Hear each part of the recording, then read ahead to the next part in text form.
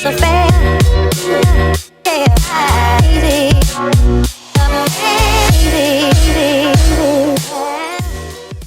All right, so thank you everybody again for joining us in the panel discussion today. So we are going to be talking all about how RevOps can navigate the key pains of CFOs and essentially better partner with the finance office.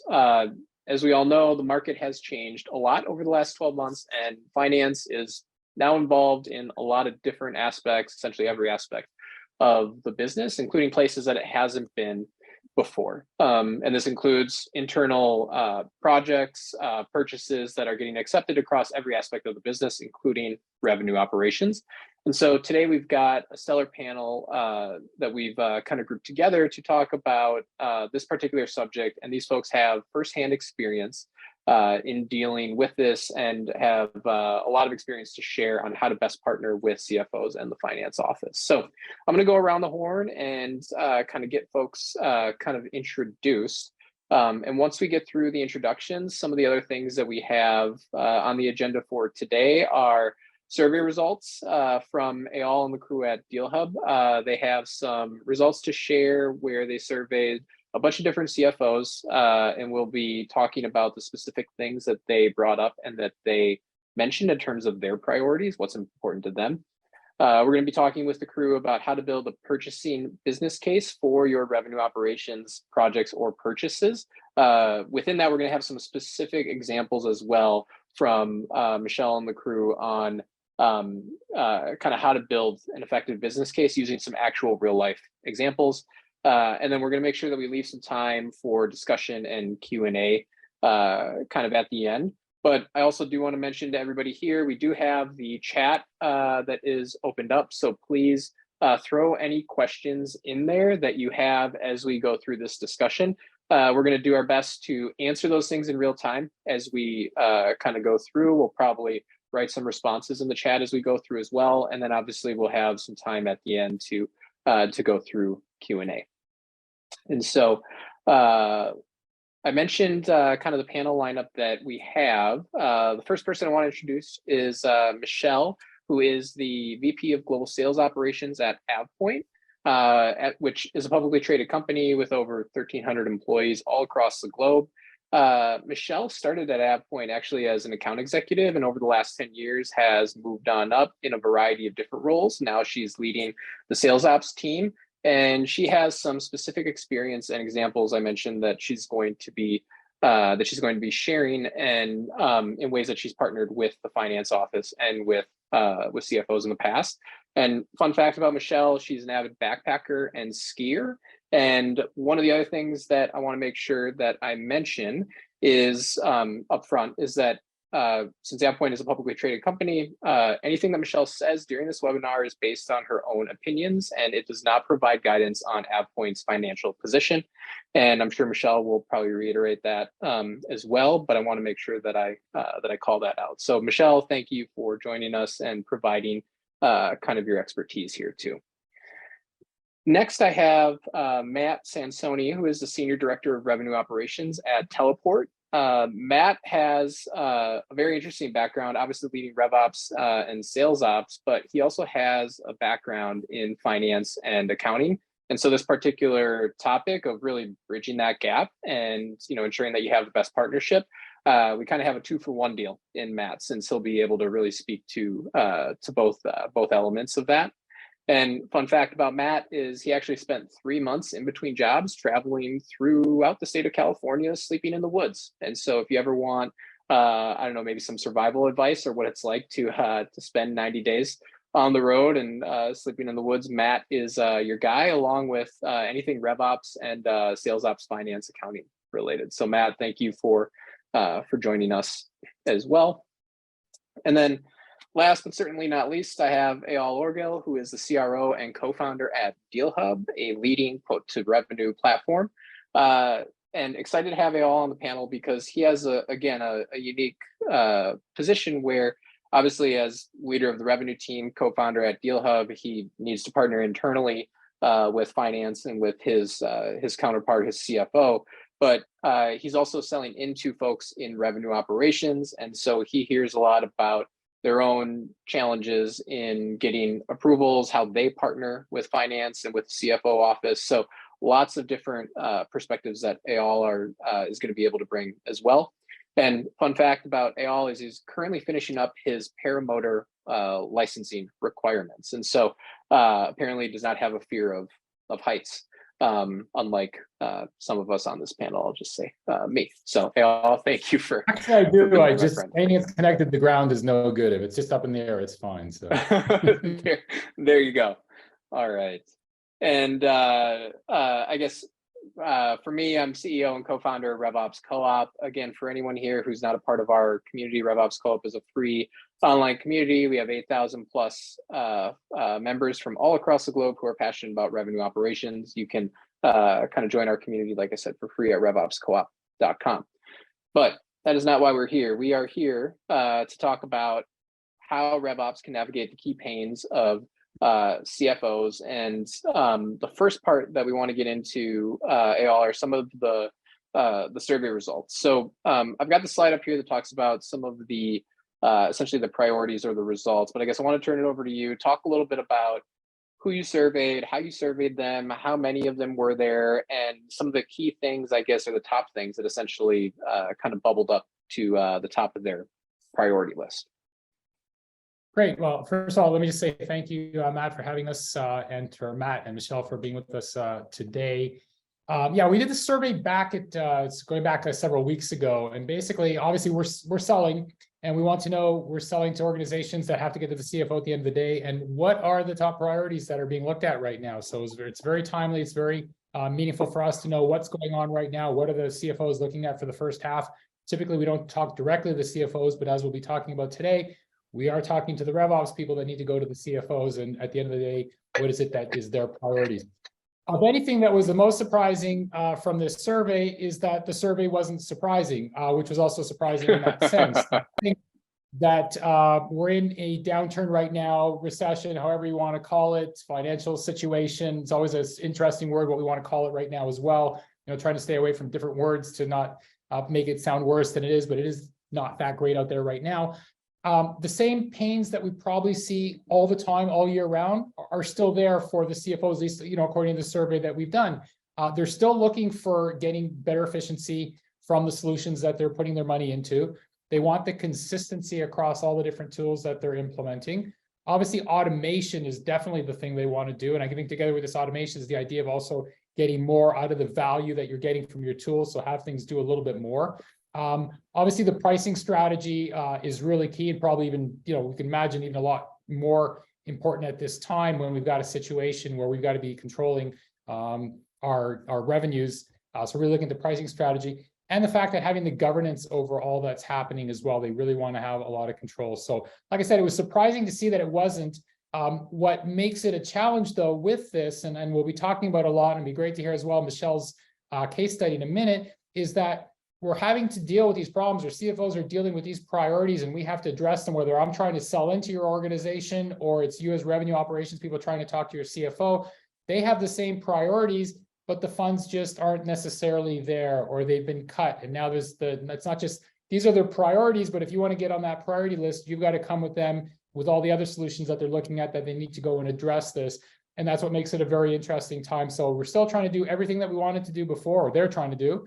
Everything that they wanted to do before, yet we've got a lot less of a pie to basically pass around to have all those different solutions that address all these different areas. So like I said, it was kind of a surprise that it was not a surprise, but then it surprised us that that was the case, that these are really, you know, makes it a much tougher time. And it's really interesting how we're having this conversation today, because I think these are really the issues that are being faced, again, from my side as a vendor trying to sell into customers, and also from you folks that are out there trying to work these priorities within your organization, taking these things up to your CFO. So that was basically the results. Like I said, these were just done several weeks ago. Actually, I don't have the numbers. We'll try to put it in the chat in a few minutes what the actual numbers of the CFOs that we talked to, but it's just several weeks ago, and these are basically what they're telling us at this moment. Yeah. So the like you said, this all kind of makes sense, I guess, as I look at this, and maybe Matt, given the RevOps, sales ops, and kind of finance kind of overlap question for you is, I guess the two things that at least jump out to me are the aspect of kind of control, and then I'll say pricing strategy. I thought, the thing I don't necessarily see here, which you may hear from other folks, is things like efficient growth, right, or revenue growth, right? But we're talking more about pricing. So I guess maybe the first thing is control. And Eyal, you probably have some perspective on this too. But Matt, like for you, what does that mean if you can put on like the finance part of your brain along with the RevOps part of your brain? Like, is it control over kind of tools? Like, what does that aspect mean, I guess, for folks here? And you're on mute as well, Matt. If you follow it all the way to the end point where you're looking at, okay, what are they trying to control for?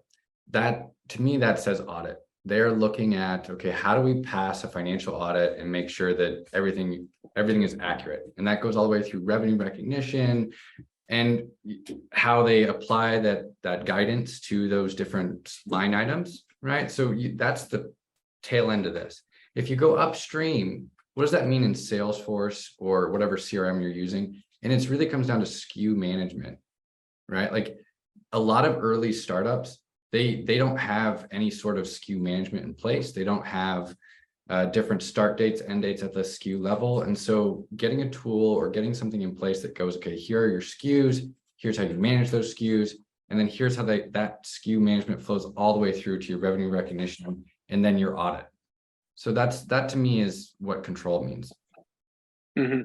Yeah, and I guess kind of related to call it process control, which I guess also ties into the consistency aspect a little bit. But Michelle, what's your take on, I guess, some of these kind of key drivers that at least in surveying a bunch of different CFOs, all in the Deal Hub crew have seen? I guess, do any of these resonate or kind of hit home for you?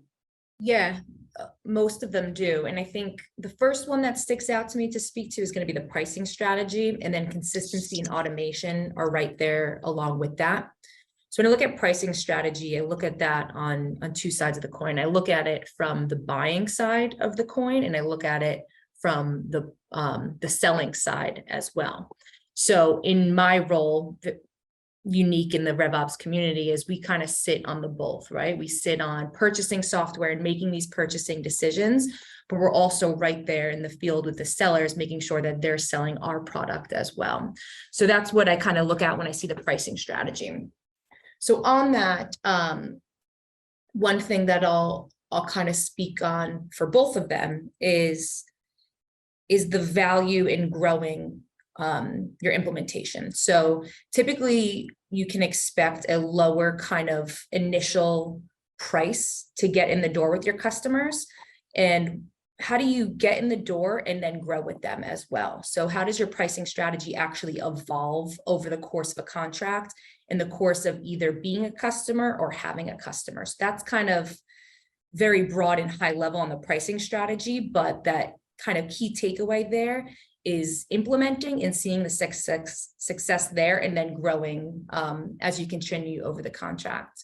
And then when I come over to the consistency one for a moment too, on that side, it's being able to have that consistent conversation that is always the same, so that you have the same standards, that you're not talking to one customer or buyer and having a different conversation and then having to redo your baseline every time. So it's having that baseline that creates predictable kind of metrics there.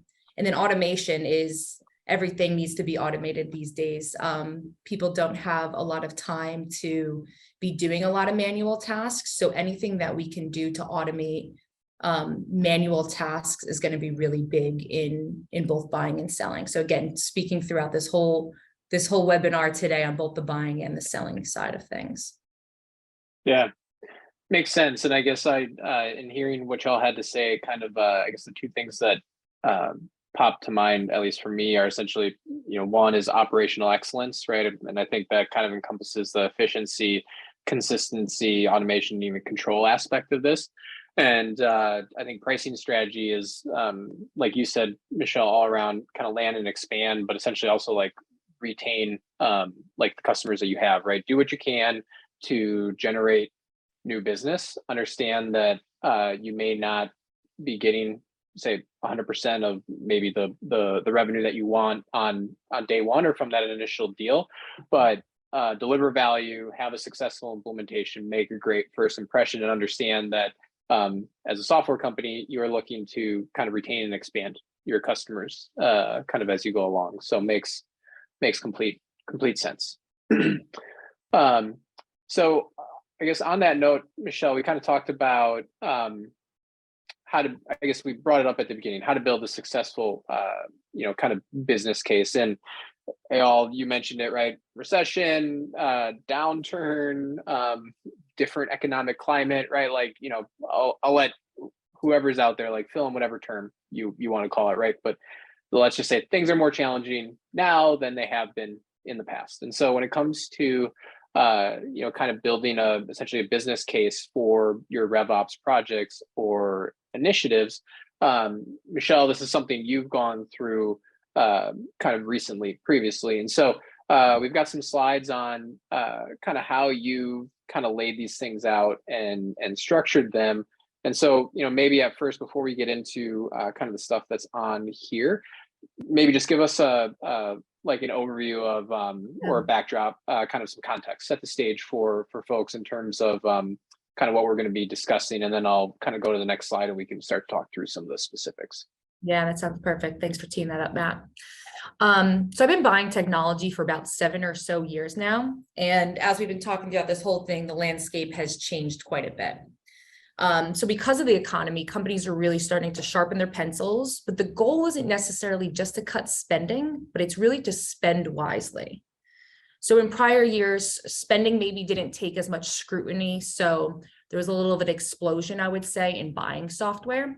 Now with kind of where we're coming to and the corner that we're turning right now, it's actually taking a look at that software, again, with that more scrutiny, different levels of approval, different eyes on it all.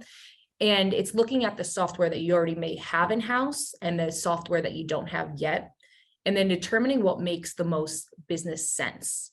So vendor selection is going to really be really important, obviously. So you need a strong business case to be able to sell internally, as I call it, to determine if something is really worth that investment or not.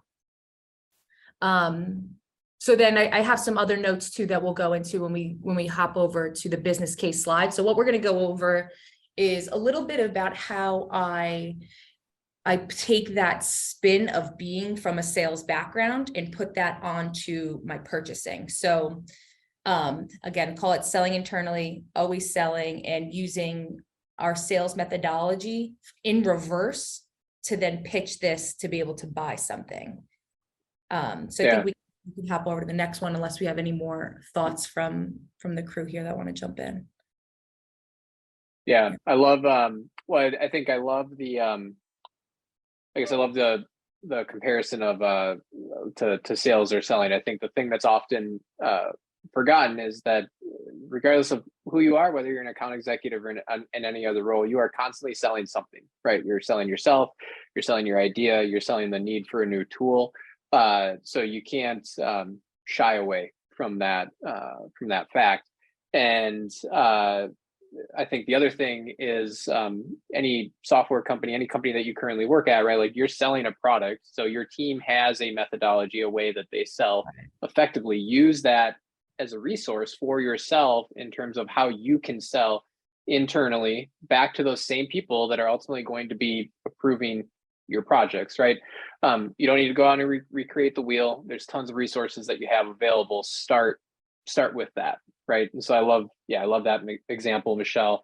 And I guess talk about, I know we're obviously going to go through, I think, like some of the methodology that you have here, which I think is on the left side of the screen. And then I know you've got some specific examples on kind of a specific kind of business case that you put together for needing a new piece of technology. But I guess maybe walk us through, I don't know, the left side of the screen, or at least for me, it's the left side of the screen, but the kind of the questions to answer essentially, and kind of why those are what they are and how folks can approach that. Yeah, definitely. So for any of those who are familiar with a force management methodology or MEDPIC, you've probably heard that there's a million methodologies out there. this is part of MedPick. I just, from a buyer perspective, rearranged it actually a little bit for my internal business cases. So the pain, right? And I'm going to try to not read down the list of questions here, but these are all a take home that everybody could use. But what is that pain, and how long has that pain been going on? What have you tried to do to fix it already? Why didn't that work? And what happens if we don't fix it? So getting that pain up front is really, really important to understand why we even need to be looking at a solution. When I talked about that explosion of technology purchases in the past, the pain didn't have to be that painful to be able to buy something. It was just, this is a pain. All right, let's slap a solution on it. Now that pain has to be very painful for you to get that money to be able to spend back. So starting with that pain and really focusing around what are we fixing actually? So there's pain, but how bad is that pain? Then making sure that you have metrics and hard KPIs and dollar amounts in a resolution of what you're going to solve. So where do I expect to be after I solve this? And how much better is it going to be than my current state? So when we get over to the right-hand side of the screen, we'll talk about what your current challenges are, your future state, but your future state should also have, we don't have in this example, but your future state should have dollar values assigned to all of those, or metrics at least assigned to those. Because of this future state, I'm going to either increase my top line or decrease my bottom line. So that hard metrics is really important too. Then we get into the grouping of kind of the technology fit and the user fit. So these are going to be must-haves really, does this integrate with our current systems on a technology side? I know we were joking before this webinar that there's a lot of Google shops and Slack shops out there, but there's also folks like me who are very used to the Microsoft world. So also making sure that you have vendors that are supporting the environment that you're in this case, a Microsoft environment. Does it also flow to your other technologies? A lot of folks on this phone might use like a NetSuite, for instance, as well for their invoicing and processing. Does everything flow into that system correctly to be able to spit down your end-to-end? You don't want to get yourself in a hairy situation down the road where you have this piece of technology that doesn't integrate with anything and you're left kind of Frankensteining solutions together. That one is really huge and sometimes overlooked on what that overall technology fit is actually going to be and how that works. Yeah, I've heard from so many people that they I'll say easy to forget about that one. And especially during the sales or like evaluation process, it may sound obvious. Don't forget that you have to implement the technology, right? You can't just magically drop it in and be like, oh, voila, I'm able to get value. Like, let's do this thing. So don't forget about the implementation process and the fact that does require work, and you need a successful implementation to drive a lot of the value that you're ultimately gonna get. Yeah. And also making sure you have the right expertise and knowledge to do that. So just stemming off what you were saying there, Matt, is do I have somebody that can actually make the technology fit? Maybe there is some API calls that have to be set up. Do we have somebody that can actually make those API calls? A user fit. So does this integrate with our users day to day? Is it a culture fit?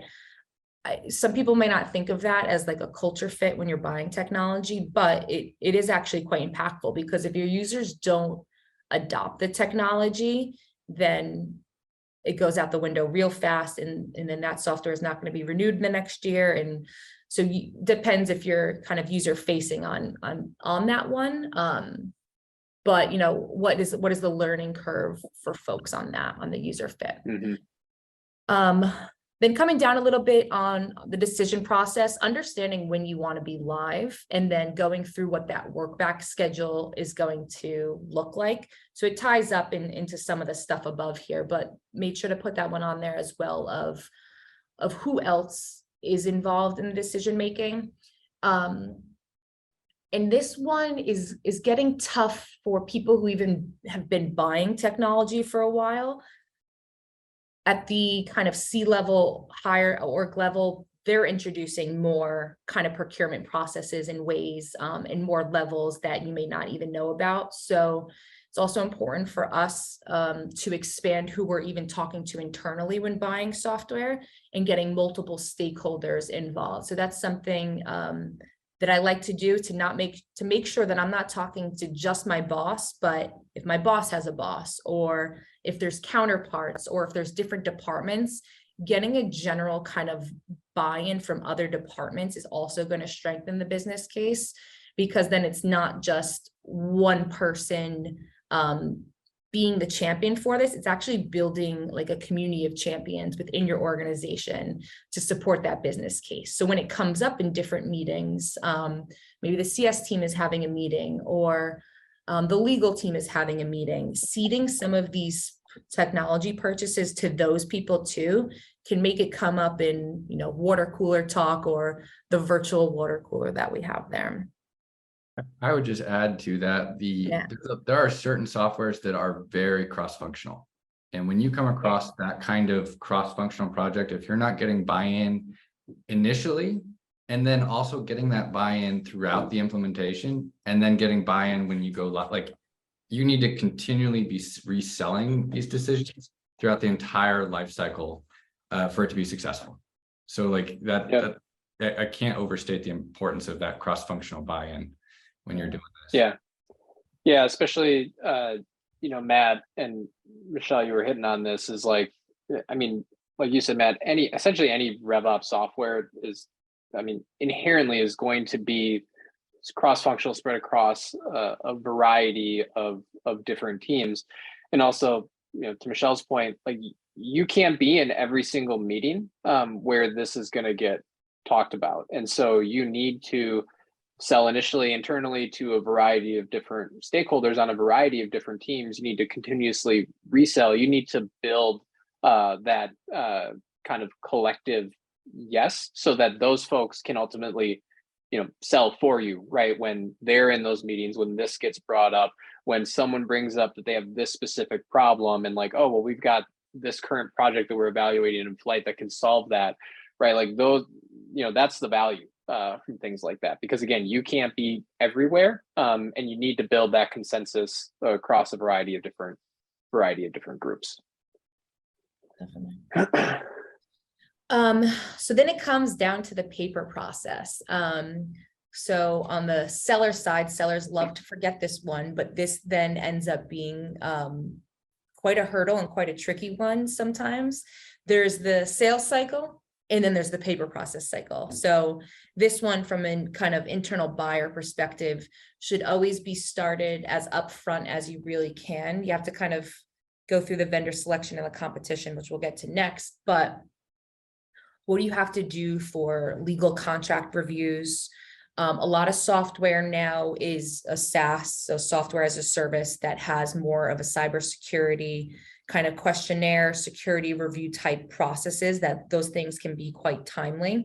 Also making sure you kind of understand who on your team internally is going to do that. So is there somebody in legal that maybe you can build a relationship with to help you push things along? Because the legal team has a stack of things to review on their desk. How do you kind of make yours kind of bump up, which goes back to the pain that you're solving and the importance of that pain as well, to kind of make sure that your project gets put up there a little bit.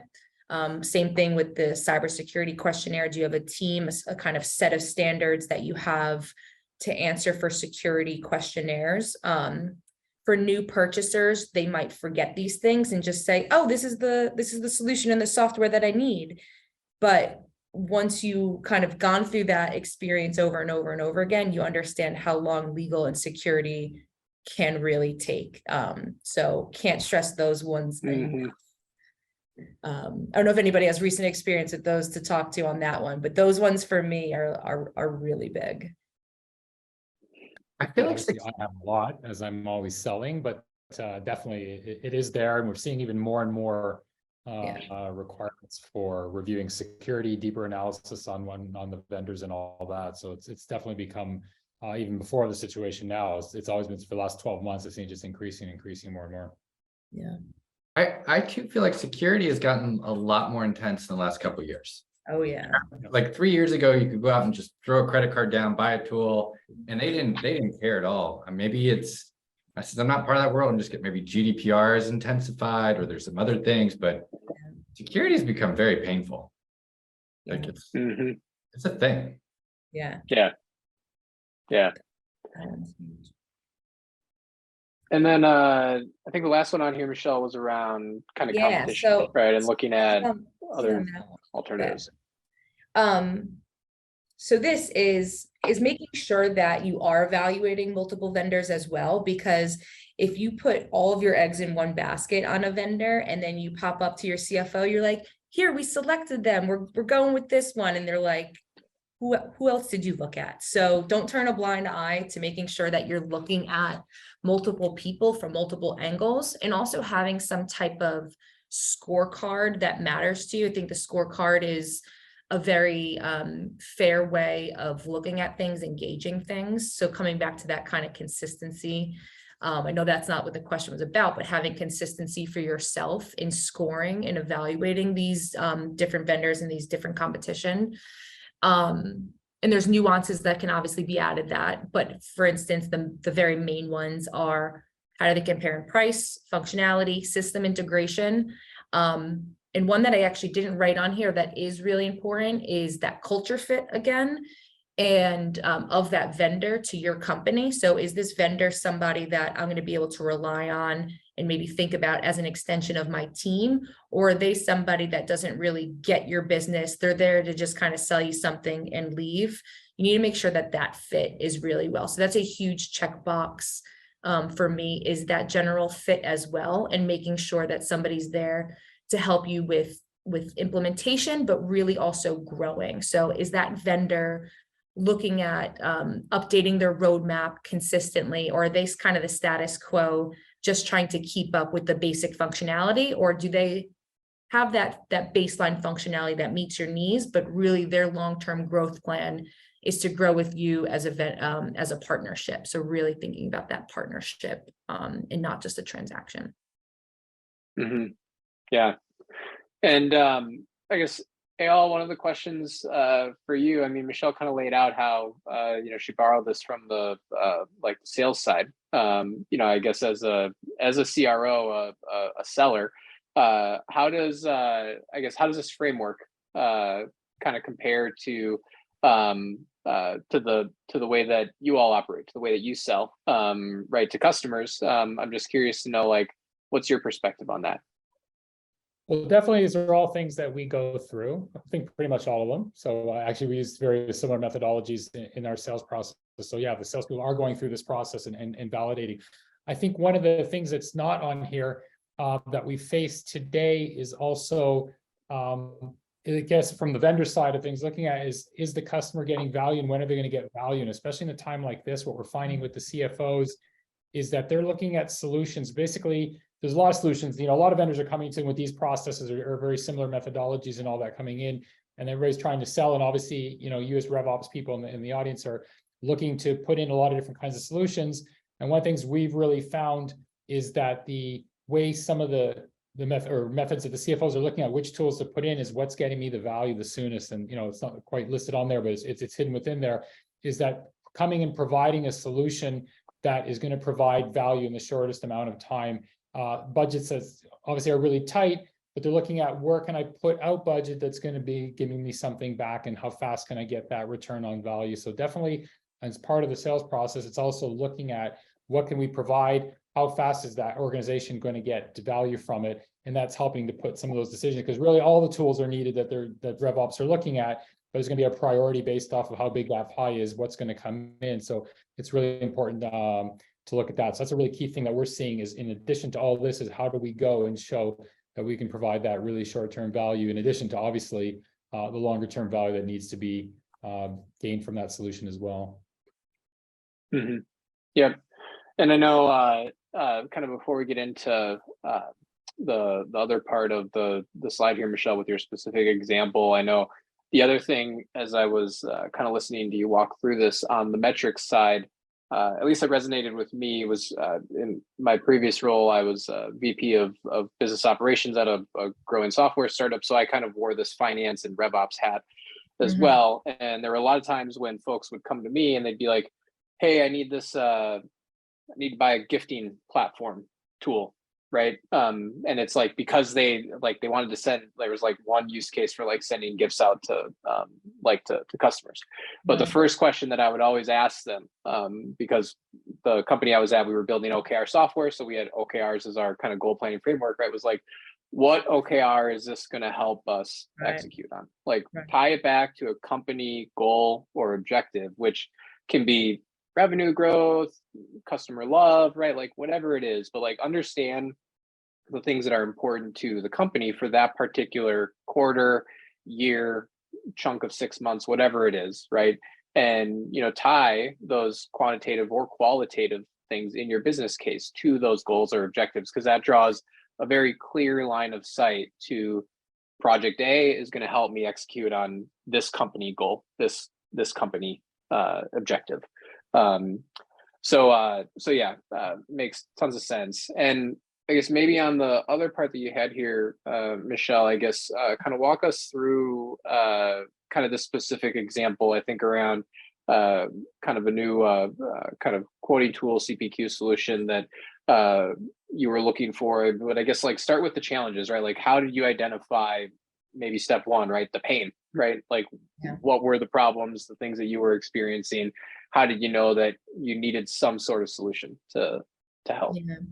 So I'm not going to read through all of these, but I'll talk to them generally. And it was, you know, this was one slide from our overall business case that had all of these other pieces in there. But it was going through our challenges that our sellers were generally just spending a lot of time configuring quotes. So I'll actually go to on the right side, the future state, but we had these high paid sales teams that were spending so much time figuring out what they were quoting, what approval process they needed to go through if they wanted to offer a discount, what offerings were they selling? Because if there's a product line of like 30 products, what is it actually that I'm packaging together? What makes the most kind of sense and fit? How do I bundle? How do I package?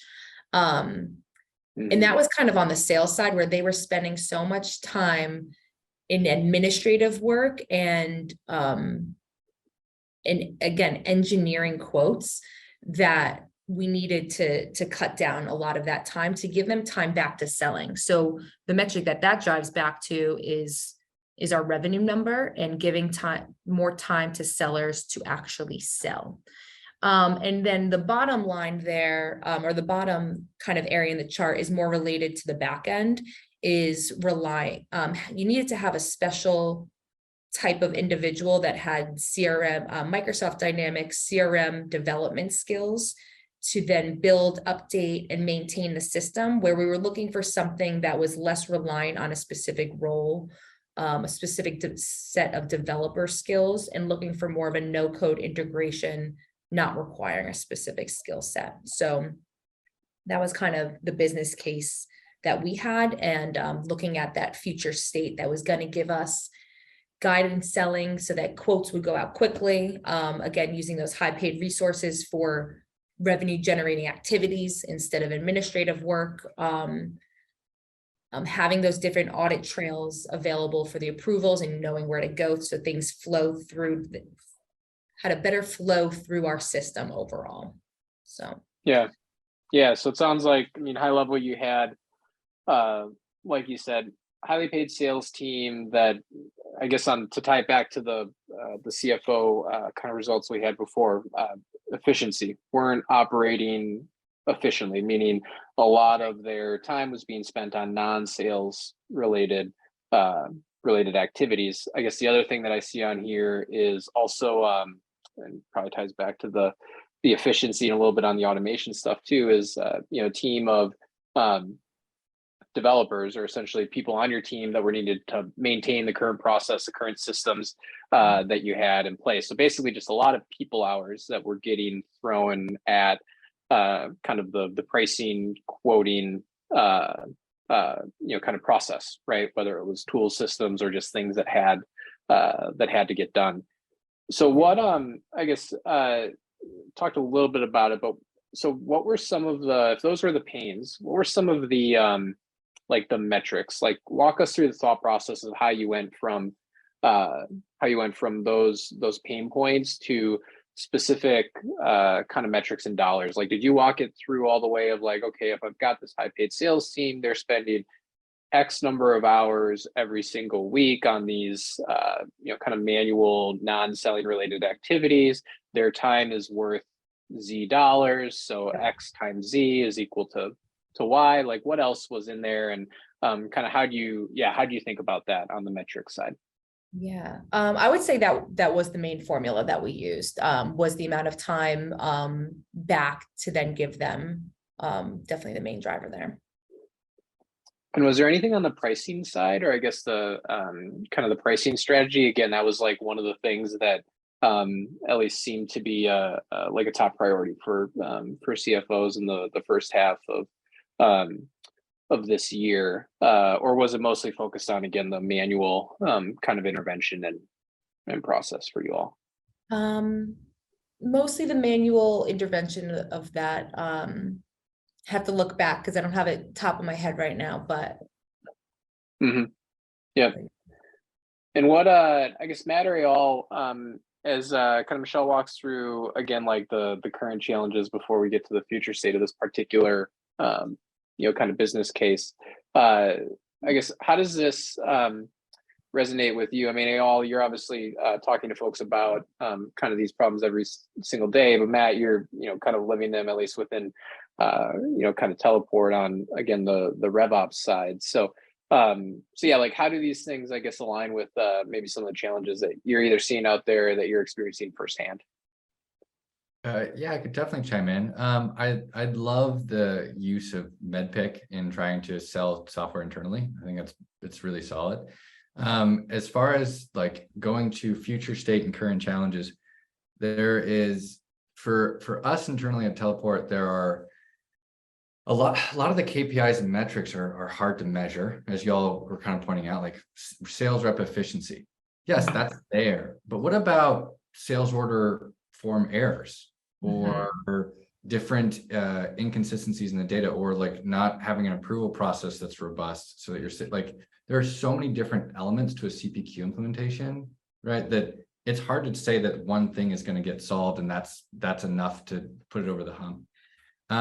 And right now in the current climate, I would say this: the future state is probably more of a thing to look towards, right? Like as we all know that we're selling less software right now. Things are tighter, right? Which makes internal purchases harder. But what you can really point to is like, now is probably a great time to build that operational efficiency and operational excellence. So when things do thaw, and we're all in the mindset that it will thaw, that's where you are moving to, right? That's your future state. Is when things come back, we want everything to be bulletproof, ready to go, so it can scale when the time comes.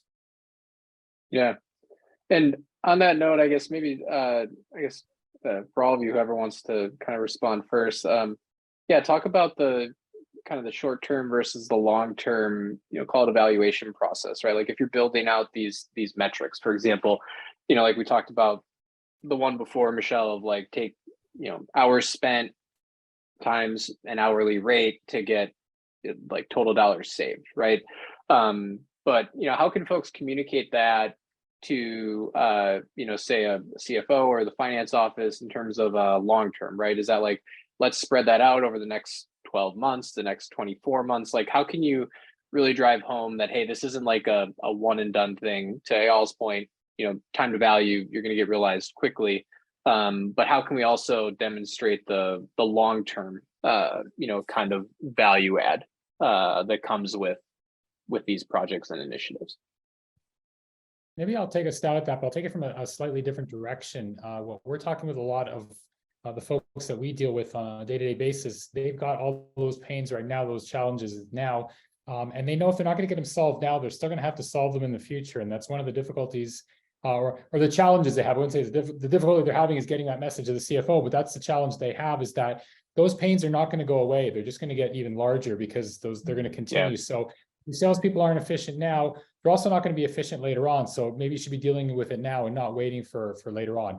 If your discounts are not getting approved properly at this point, just looking at, the things that Michelle has on here, they're definitely not going to be, dealt with properly in the future, but you're going to be losing a lot of money along the way if you got leakage in that area. So a lot of these things have to be looked at, that there are immediate short-term, it goes even together with, like I said, the value that you can get very quickly. But these problems are not going to go away, and you're just going to have a lot more loss over time if you don't deal with them. So in this case, maybe talking specifically about CPQ, but other solutions that you may have as well, you've got to look at, and then goes back to, how are you getting that as the one thing that the CFO is going to go look at as opposed to another tool, but obviously that's another challenge. But these pains are not going to go away. You've got to deal with them now for the short term, because they're still going to be there for the long term. It's just going to compound in terms of the effect.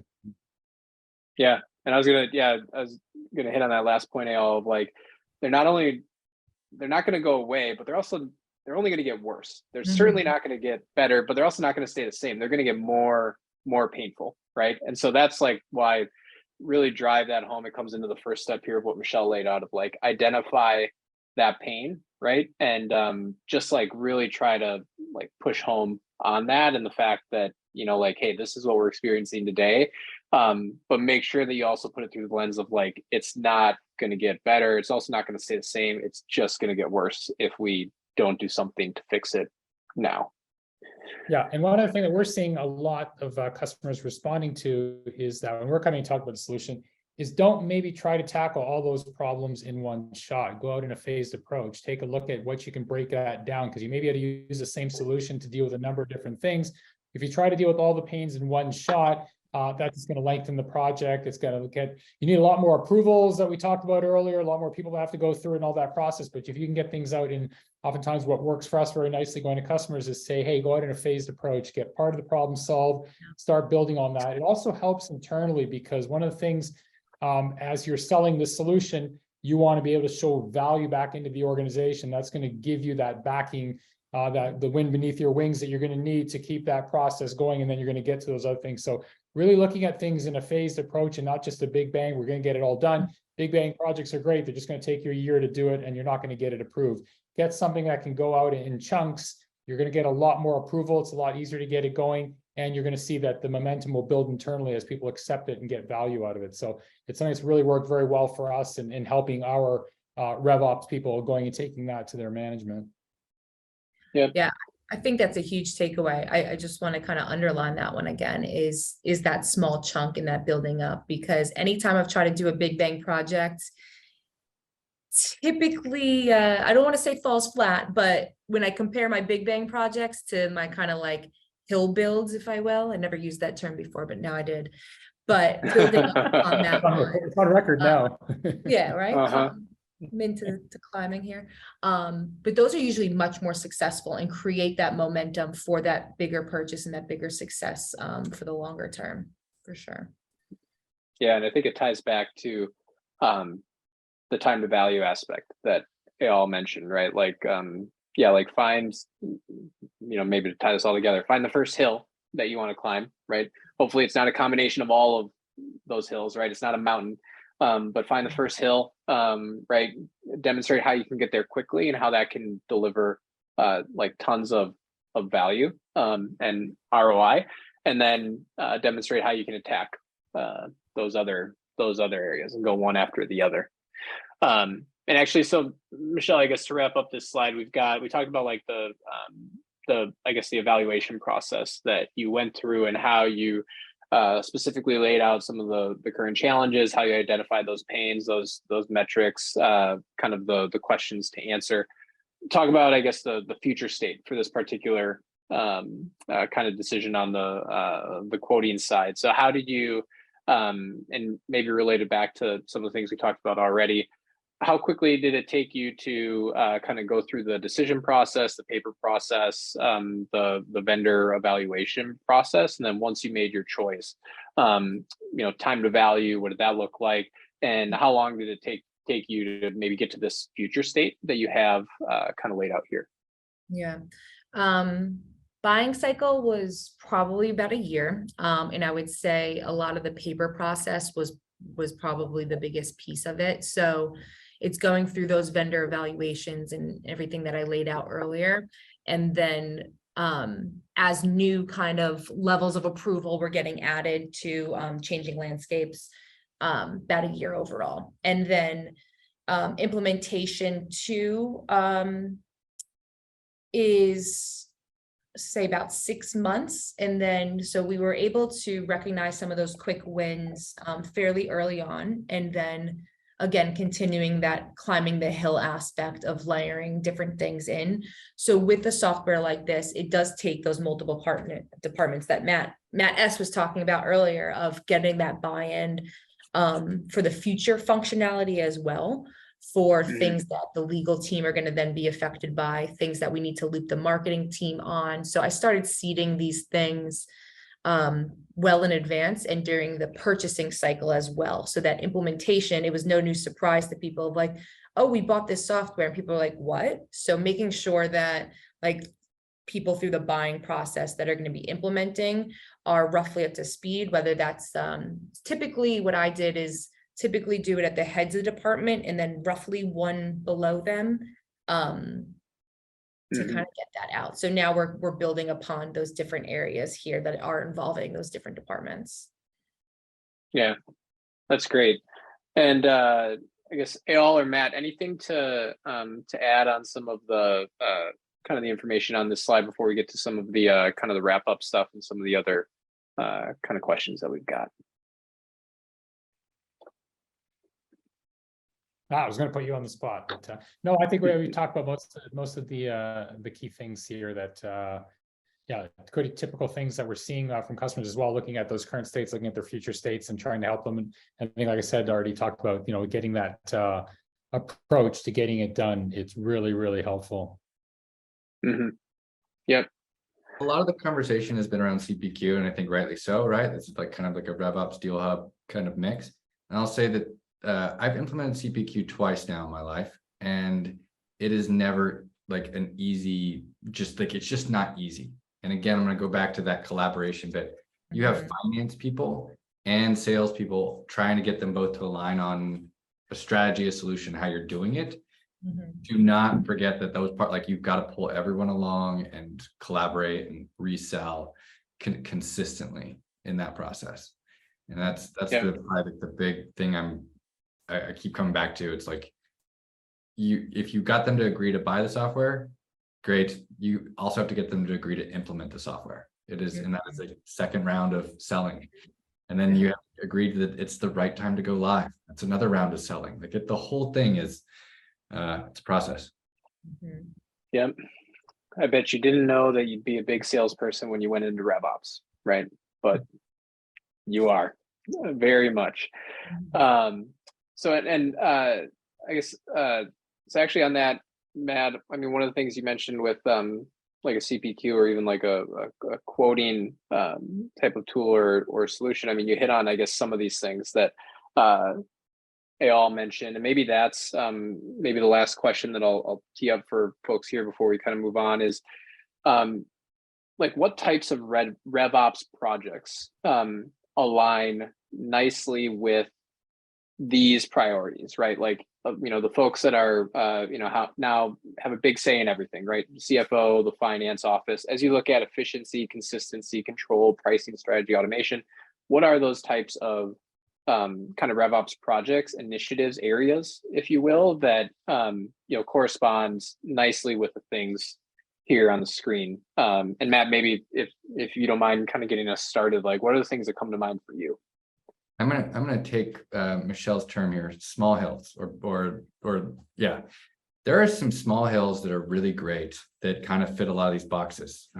Picking a really good enrichment provider, and I'm thinking about ZoomInfo, Clearbit, easy win, easy to integrate, does a lot to help with all of these things like consistent HQ address information, consistent parent hierarchy in Salesforce. And that like drives segmentation, which then drives pricing and control. So picking a good enrichment provider early on and implementing that, it's a nice little small hill for you. CPQ is the biggest hill. There's no doubt in my mind about that one. Like when you think about a tool that covers every single one of these boxes and is also like takes the most amount of effort and collaboration to go live, CPQ is that's a mountain. You ready for it? It's absolutely a necessity. Everyone has to do it, but it's just like that's where that sits. Other little small hills like commission software tool, like there's a lot out there, like Spiff, Captivate, Exactly, Verisent. I've used all of them, implemented all of them. They all have their pros and cons, like figure out which one works for you. So that's like a nice little medium-sized hill, maybe. They're depending on your comp plans, right? Yeah, but there's yeah. Hey, all, Michelle, what about you? What comes to mind?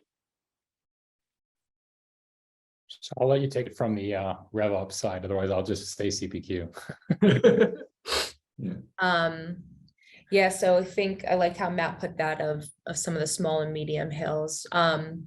Another one is something like an outreach, literally the vendor outreach, but outreach is another one in the RevOps community, and making sure that you have the ability to, again, scale your sellers' time to make sure that they're kind of task management in the way that they're doing outreach. It's funny, the vendor name is also what the activity is. But something like that is really good too. And that hits on the ones of the consistency, the control, and the automation, also in efficiency. Not really much on the pricing strategy area with something like outreach, but it does hit on those 4 other boxes of making our sellers more efficient, automated, consistent in what they're messaging, and being able to control that overall too. Yeah.